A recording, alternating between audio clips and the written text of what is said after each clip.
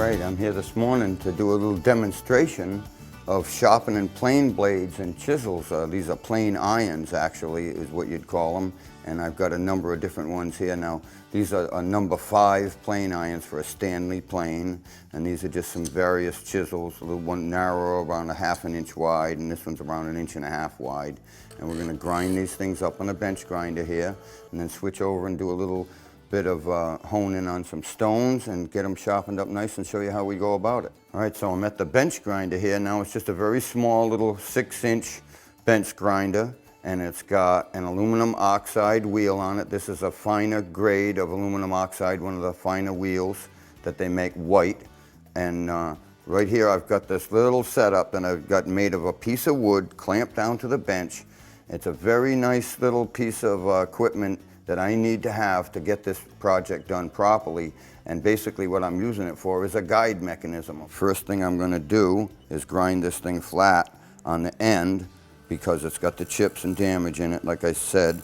And I'm using this aluminum oxide wheel because it heats the metal very, very little. And that's the whole idea. You don't want to heat this metal up. I'm not going to quench it in water because I'm not going to heat it. I have no reason to cool it down because I'm not going to heat it up. And I'm actually going to use my thumb on my left hand as a feed mechanism. So I'm going to slide back and forth there very rapidly, and I'm not going to allow any heat to build up in this blade. I'm never grinding or lingering in any one spot to create heat in any one spot.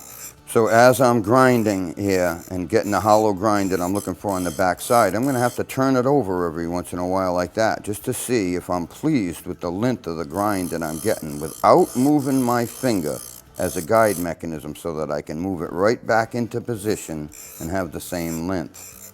There's a wind coming down off of this wheel as it rotates that actually helps cool the blade. And I can touch it with my fingers or whatever to see if the heat's increasing, but I know that as I grind it very rapidly, I don't have a problem with that.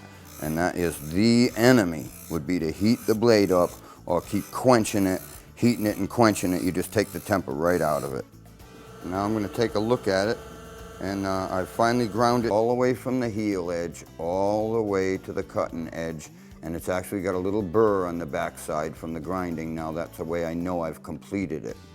Right now I'm going to show you a little chisel that I've been using here to cut the rabbet in the forefoot of the 8-meter that I'm working on. Now I've actually ground this many times before and the grinding is right, but every time I sharpen a tool, I grind it first. I don't just take a tool over to the stone and start working at it on the stone. The damage is a little bit too much, even if it's very, very slight. So every time I sharpen it, I go to the stone and regrind it. So you can see that it's been ground all the way from its cutting edge all the way to the heel. One nice consistent hollow grind, the length of it. And now I can move over to the stone and just rub her over the stone a little bit and she'll be done. I'm just about to hone the edge on a few of these blades here, and first thing I'd like to show you is that I'm not going to use any honing oil. I'm going to use denatured alcohol here. Now the idea of this is to just keep the metal that I've honed off mobile on the stone, so it keeps the stone kind of clean, and it also keeps the edge of the blade cool. First I'm going to start off with this stone right here. Now this is a little diamond stone. They make these in different grits. This is a red stone. I think this is about a medium grit.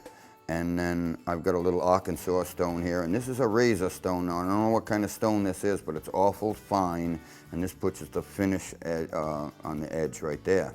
So I'm going to show you how it's done. I'm going to put a little alcohol on the stone here and then feel for the right angle. I can feel the edge down right there, and I'm just going to make a couple of little swipes on there like that. And you can see that it's under the alcohol, so it's staying nice and cool, and that's it. And that diamond stone has actually raised another burr on there, so I know that I've gotten to the edge of it again. Now I'm going to put a little alcohol on this stone, and I'm actually going to lay it down on here and that's pretty much it. Move that little burr back and forth. Now I'm going to switch over to the next stone. I'm going to put a little alcohol on her. And I'm going to rub the back again. And I'm going to stand it up, discover my angle a little bit.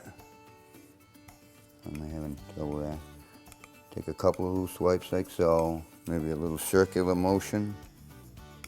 Very slight.